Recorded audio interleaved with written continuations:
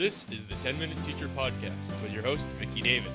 The future is now, preparing our youngest scholars for a digital world, episode 816. In this show, we'll sit down with Debbie Tannenbaum, the tech-savvy educator for early childhood education and author of Transform, Techie Notes to Make Learning Sticky.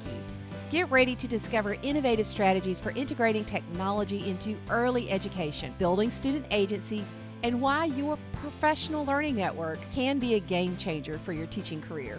If you teach the youngest students and are looking to transform your classroom into a dynamic digital learning environment, this episode is your roadmap. Today's sponsor, Everfi, has created an incredible set of reading games called WordForce. Go to everfi.com/coolcat to sign up for these free games, perfect for K-2 classrooms everywhere. And check out my review this week on my blog. So today we're talking with Debbie Tannenbaum from Tannenbaum Tech.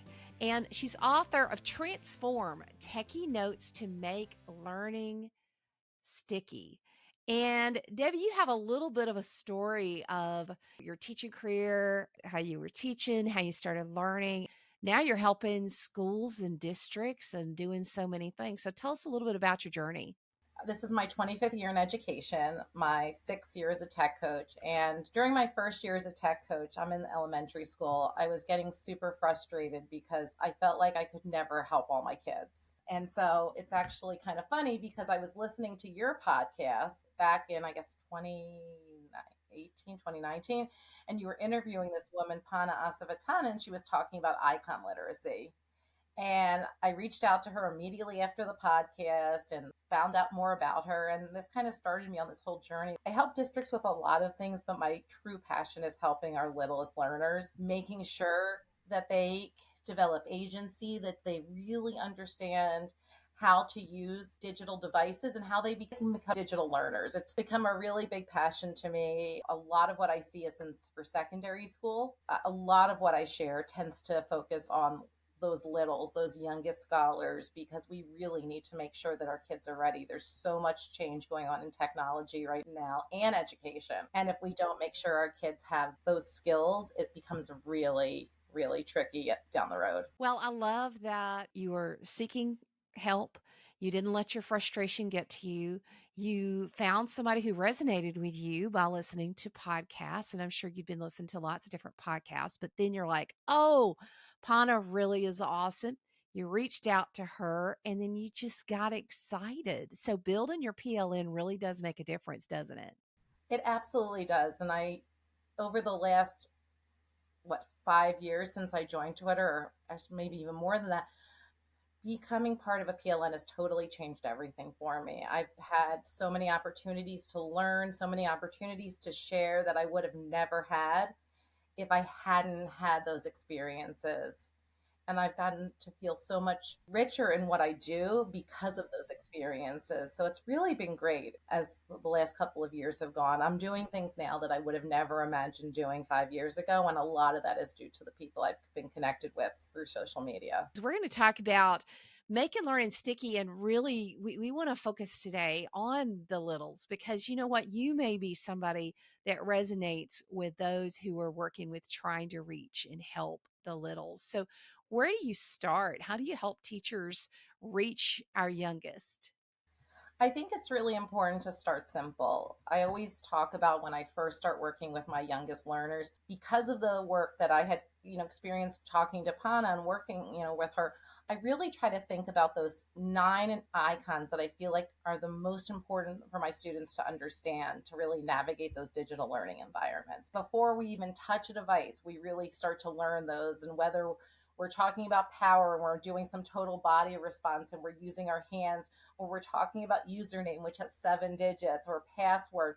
Everything we do is really concrete. And then we even play some icon bingo to really make sure that the kids know those things. Icon bingo. Okay, I love that. Tell me about icon bingo. So icon bingo, there's a really great site. I think it's called ESL Activities, and you can put pictures on a bingo board. And I put I'm trying to remember all 9 of them, but power, username, image, text, video, microphone. And so I put those ones that I'm going to use with my students a lot on there, and we play it. We play. I even had some educators at ISTE play some icon bingo in one of my playgrounds, because it's really important to make sure that they understand what those icons are. And then, as we build, we can get even more.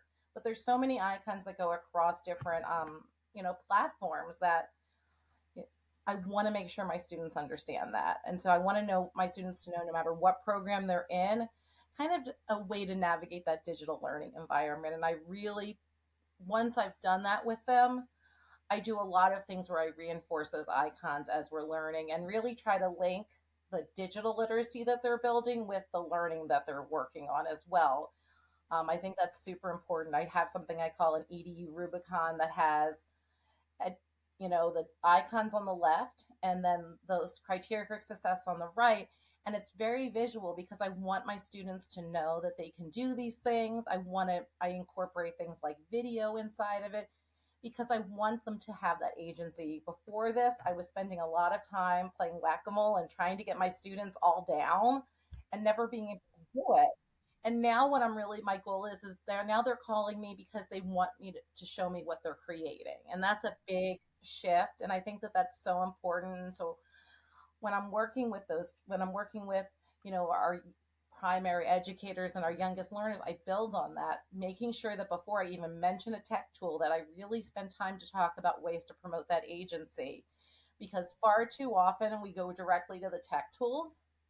And when we do that, we're missing a piece. And so whenever I share about littles, I always tell them the first half hour has nothing to do with tech tools. I won't even mention a tech tool until that second half hour. But then when I mention those tech tools, you're going to see those connections made. Love it. So when you say littles, define the age. With what I do, I really look at like that pre-K to second, but the stuff I share will really work pre-K and up. So have you done this with 3-year-olds, or is it more like 4-year-olds or 5-year-olds? 4-year-olds. 4-year-olds. The Whac-A-Mole is a complaint that teachers and tech coaches have with those 4-year-olds. So you find that playing the bingo, really helping them understand the icons and what they do and how long the username is. I haven't played with the bingo with my 4-year-olds. I've played it with my kindergartners. But just that same idea of really building it and making sure when I work with my youngest learners, I try to stick with programs that are very, very visual. One of the ones I really like is called Wixie, and they have a primary view that's super easy for our kids to use. And then when I get to my older kids, then I'm able to build on that. I'm so excited because we had iPads this year that my pre-K kids, when they get to kindergarten, this isn't going to be the first time they've been on a device. What are your favorites? You've got Wixie. You're excited about the iPads. Just throw some out at us that your kids love. Wixie's probably one of my favorites. I also love Book Creator. I think Book Creator is an amazing tool. I use Flip a lot with my kids. Oh, really? How do you use it? Well, I start really simple. We start with the paper version, and I'll start with my kindergartners and I'll say, okay, here's a 5s frame. Color it in 2 different ways. Do you want to hold it up in front of your face and record, or do you want to hold it to the side? I make it so that they only have the camera to start, and then I just let them watch each other. And honestly, they love watching each other. And so we build on all of those things as we're working, small strategic steps to really make sure that they understand how to do these things one step at a time. And I like programs that allow our kids to share their knowledge in lots of different ways. So it's not just, oh, I'm drawing a picture, but maybe I can create a video. Maybe I can add my voice. And so I like those things. And it also makes it easier for our teachers. If our teachers pick a tool that has lots of different choices, then their teachers learn one tool, the kids learn one tool, and then it's easier to help them transfer over when they really understand how all of that works together. So I can work with my kids on Wixie, and then when I get to Flip, they understand how they're alike and different. We can make that transfer. So as we finish up, could you just give us a quick elevator pitch for here's how you can make learning stick with technology with 4 and 5-year-olds? I think you have to look at the opportunities the technology can give our students. And is it going to give our students opportunities to share in ways that they can't without the technology? And a lot of times, having them record their voice or having them make a video, you're going to get different things than you might get if you just have them draw a picture. And so giving them those opportunities to do that, having it be able to read to them, really giving them authentic tasks and being like, you're actually creating something on the computer. With my 4 and 5-year-olds, I do a lot of stuff where they have choice boards where they go, there's a couple of different activities and they get to choose what they're doing. I want them to feel like when I come to their rooms to do our technology, that it's always linked to what we're learning. I never do something that isn't linked to what they're learning. And I work with the teachers to do that. And they see then the connection between us. So are the choice boards projected on the board? Are they in a Google Doc or Google Slide, or where are those? A lot of times I'll use Wixie because it enables you to like link within, and then they get into Wixie using Clever, and they know how to do that. I teach them that. We learn how to find the Clever icon. We learn how to find what they call the rainbow hand.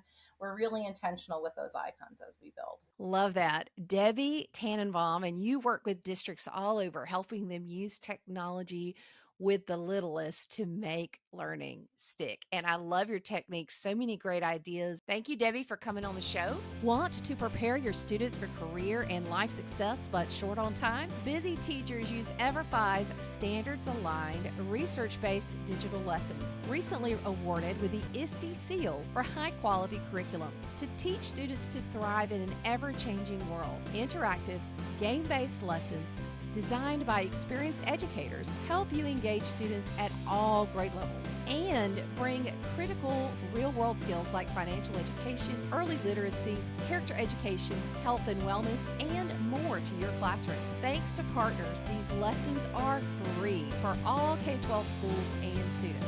With back-to-school season gearing up, now is an exciting time to give your students a jump start on their future. Go to everfi.com/coolcat. That's